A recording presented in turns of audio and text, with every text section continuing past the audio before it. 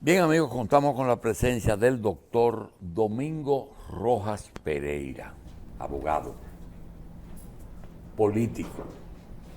Y vamos a tratarle esos problemas que hoy nos afectan. Doctor, hoy día, ¿de qué organización política es miembro el doctor Rojas Pereira? ¿Del PRM o del PRD? No, del PRM, yo soy miembro fundador del PRM. Fundador. Y yo fui de los que abogué junto con el difunto Hugo Tolentino Dip y Ramón Alburquerque, de que ante la situación que había de que de facto Miguel Vargas se quedó con la franquicia de ese partido, pues que se fundara una nueva organización, y cuando me llamaron fui de los fundadores. Ese episodio necesito una pequeña explicación y entramos a los detalles. Dice, se quedó con la franquicia. Cuando Hipólito Mejía gritaba, porque lo decía en alta voz, cuando uno le decía, presidente, ¿por qué usted no asume la presidencia del PRD? Y decía, no, yo le dejo a Miguel eso para que lo maneje él. Y se lo dejó. ¿Realmente ustedes le dejaron ese partido o él se lo cogió? Mira, en política los errores yo creo que es una de las áreas humanas donde más caro se pagan los errores. Es cierto lo que tú dices. Hipólito Mejía, cuando salió del poder en el año 2004, las bases del partido y la dirigencia media le solicitaron, previendo, porque las bases del PRD siempre han sido inteligentes en ese sentido, previendo luego que viniera una especie de confrontación por aspiraciones para la presidencia, que él asumiera la presidencia del partido. Y el expresidente Mejía no quiso. Bueno, pues todos conocemos la historia ya. A pesar de que algunos han pensado, incluyendo nosotros, que el doctor Rojas Pereira estaba muy cerca de los propósitos de Guido Gómez, con el tiempo me he dado cuenta que son amigos, tienen coincidencia, pero al final me he dado cuenta que no es un 100% de coincidencia. No, porque yo le dije a usted aquí en esta misma tribuna que yo nunca en mi vida he sido colonia mental de nadie. No, yo nunca le he pensado. Ni siquiera de mi papá cuando estuvo vivo. No, yo no le he dicho a usted qué colonia. No, pero yo le aclaro. Que hay alguna cosa. Es indudable que por su posición dentro del gobierno de Hipólito y por la forma que los medios lo tratan, es indudable que el desarrollo para el público de Guido está un poquito, yo no estoy hablando ni de capacidad ni de colonia, está un poquito por encima del desarrollo, porque usted más se ha dedicado a su ejercicio que al partido. Él está full en lo otro. Entonces quería decirle porque veo también que usted es fundador. Él no fue fundador, él se fue casi un año después. Claro. La pregunta es la siguiente. En este momento, Guido Gómez y Ramón Alburquerque, que están haciendo uso de un derecho que le corresponde, competir en una convención por la candidatura presidencial y hacerle las críticas al gobierno que ellos entiendan que tienen que hacerle. Pregunta, eso ahora mismo con la precariedad que tiene el presidente de ganar en una primera vuelta, sin contar con aquel que le dividió al PLD, ya él es no solamente que no es aliado, sino que es opositor, procede la posición de Guido y de Ramón. Bueno, es que la democracia es pluralidad. Tú no puedes entender que un partido sea democrático si no ejerce su democracia de manera interna. Entonces, yo saludo el anuncio hecho la semana pasada por uno de los vicepresidentes del PRM, de que va a haber una convención finalmente para la escogencia del candidato presidencial con padrón cerrado y con voto universal. Eso hay que aplaudirlo porque no podemos tenerle miedo a la democracia. Ojalá que aparezcan 800 Guido y 800 Ramón Alburquerque, que hayan 800 precandidatos presidenciales, porque eso es lo que va a hacer es dinamizar el partido y aparte de dinamizarlo, darle a los electores internos un mayor abanico para escoger. Sí, pero usted sabe, porque usted es práctico, que a mayor cantidad de aspirantes internos, mayor inconformidad. Porque si todo el mundo está conforme con la gestión de Luis Abinader, no va a haber mucha disidencia interna. No, pero usted está equivocado. Pero Jesucristo no encontró unanimidad aquí cuando vino a representar a Dios a la tierra. En contra de Jesucristo. A Faraón. Lo que hicieron fue que lo crucificaron. Entonces, el que pretende política que va a tener en un régimen democrático, porque si estamos hablando de una dictadura ya es otra cosa, pero el que pretende política que va a tener cero disidencia y que todo el mundo va a estar conforme con él, tiene que inmediatamente retirarse de la política. Esa no es la política. Y hay que preguntarle, por ejemplo, a personas que han ejercido incluso la presidencia de la República en varios periodos, como Leonel Fernández, como Joaquín Balaguer, como Danilo Medina, a ver si ellos en algún momento soñaron con tener una mayoría absoluta. Ok, pues vamos a lo práctico. Está bien. Tienen derecho y mientras más mejor. ¿Tienen posibilidades de ganarle a Luis? Todo el que participa en una convención interna o en un proceso electoral va a ganar o perder. Yo creo que ellos pueden capitalizar una parte de descontento que hay en las bases, porque hasta ahora no se le ha podido cumplir con un asunto de empleo, etcétera. Y el hecho de que ellos sean precandidatos significa que son una opción. Entonces, evidentemente, ellos tienen posibilidades de competir. Que de aquí a que se celebre la convención, que tengo entendido que es en octubre, si mal no recuerdo, pudieran acontecer muchísimas situaciones que pueden variar el cuadro interno, claro que sí, eso puede ocurrir. Hay un amigo que hace una analogía. El juego de billar, su regla aplicada a la política, en el juego de billar es importante no solo meter la bola, sino también calcular en qué posición va a quedar después de para entonces para un siguiente tiro. En el PRM se está pensando también no solo ahora en el 24, sino también en el 28. Eso está gravitando. No, porque Luis puede ahora, tiene las posibilidades. El carril de adentro, digamos. Exactamente. ¿Eso está ocurriendo actualmente? No. ¿Gravita? Eso es una preocupación que yo tengo como miembro del PRM, que en este país las instituciones y específicamente los partidos se personalizan tanto que se olvidan muchas veces la dirigencia de proyectar la institución más allá del líder del momento o de turno. Entonces, hasta ahora, y es lo que yo he podido percibir, no creo que se esté pensando en qué pueda ocurrir después del 2024, dando por contado que gane el partido y que se mantenga en el poder. La vicepresidencia no es un factor importante. Es un factor determinante, diría yo. Es un factor determinante porque completará la fórmula presidencial del candidato que gane y que vaya a representar al PRM. Ahora, muy importante. En cuanto a la forma de escoger al candidato presidencial, hay un tema económico también aquí.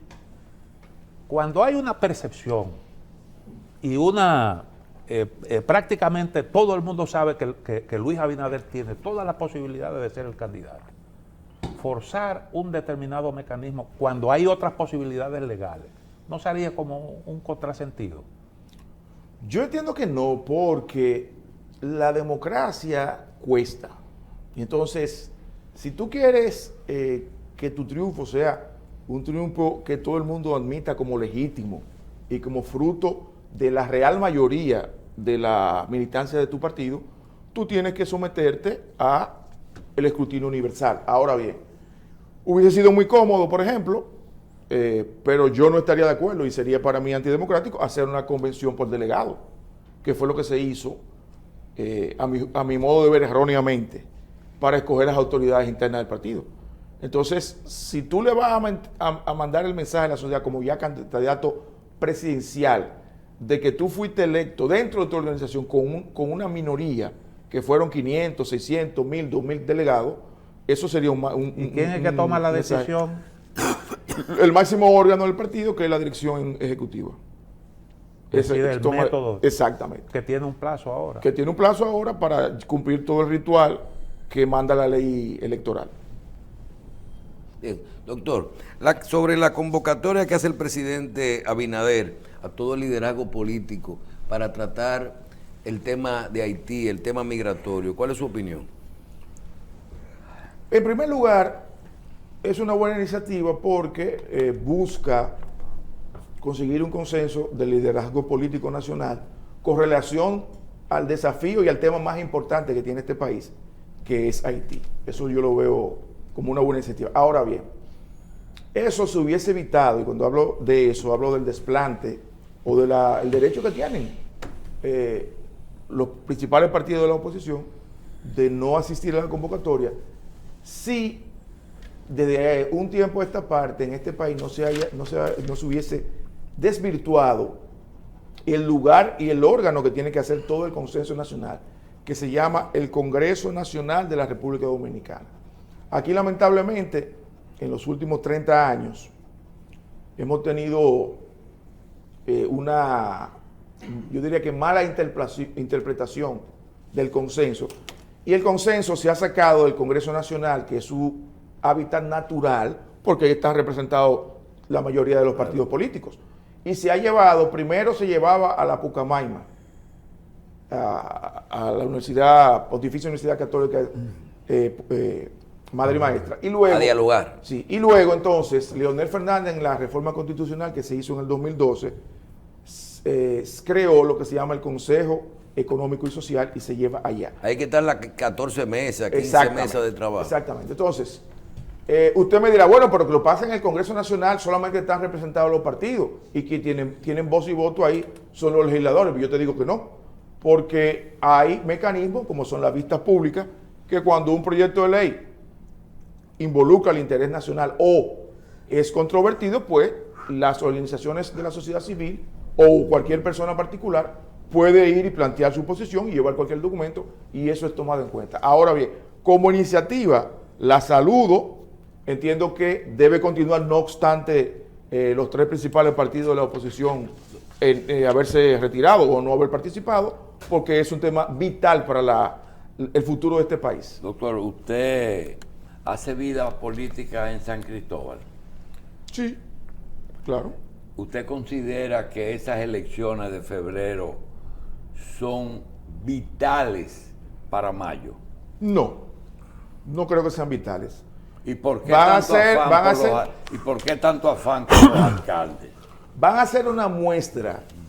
Ahora bien, lo que tenemos que tomar en cuenta es que ya la ciudadanía, el votante, de un tiempo a esta parte, después que se hizo la modificación constitucional del 94, tiene conciencia de que puede fraccionar su voto. Si a mí no me gusta un candidato a alcalde o a senador de un partido o de mi partido, yo puedo ejercer el voto por otra Puedo opción. votar en un municipal y en otro. Claro, perfectamente. Eso no quiere decir.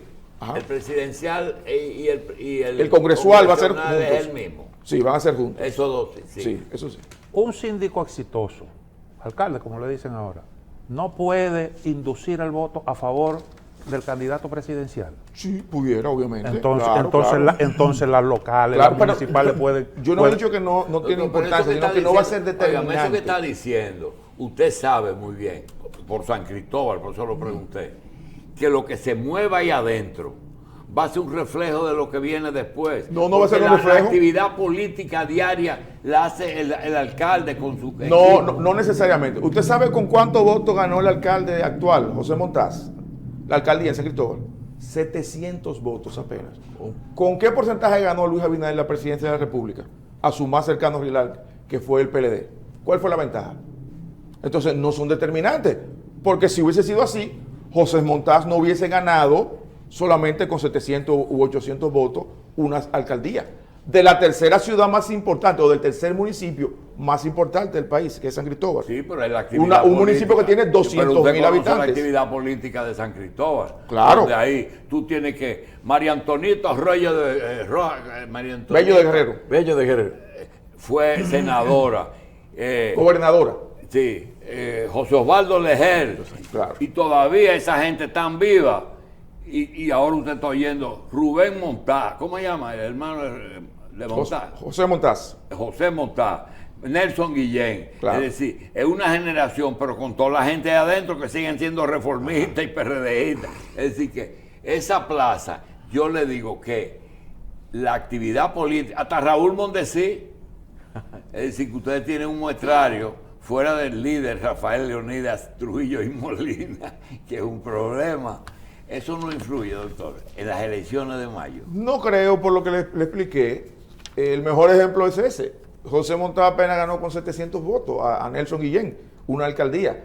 Y sin embargo, Luis Abinader, que fue el candidato presidencial del partido, ¿con qué porcentaje le ganó a su más cercano contendor, que fue el PLD? Entonces, eso no es determinante. Entonces, las alianzas van a ser importantes. Siempre son importantes las alianzas, porque la política es sumar. Y Luis Ahora bien, sumar no significa hacerlo a cualquier costa y a cualquier precio ético. En eso yo difiero. Yo soy antitransfugismo. Por eso tengo la autoridad moral para decirlo, porque he militado primero en el PRD y ahora en el PRM por casi 35 años. No he estado saltando como un saltarín de un lugar a otro. Entonces tengo la autoridad moral para decirlo. Yo soy antitransfugismo y yo le decía aquí en un programa pasado a usted que la clase política, y lo decía también el invitado que me antecedió, se está haciendo el harakiri. O sea, que el harakiri es el proceso de suicidio que se hacen los japoneses, sobre todo por un asunto de deshonra moral.